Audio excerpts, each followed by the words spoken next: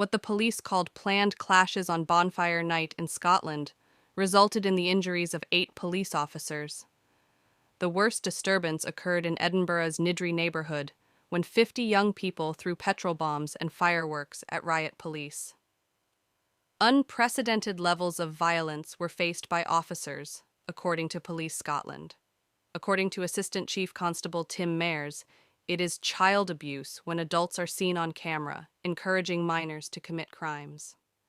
Additionally, First Minister Humza Yousaf denounced the thuggish and reckless behavior that has been observed throughout Scotland, especially in Niddry.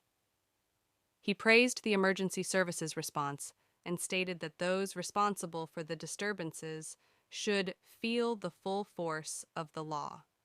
Additionally, Mr. Yousaf stated that the government would think about what further could be done to stop the improper use of fireworks.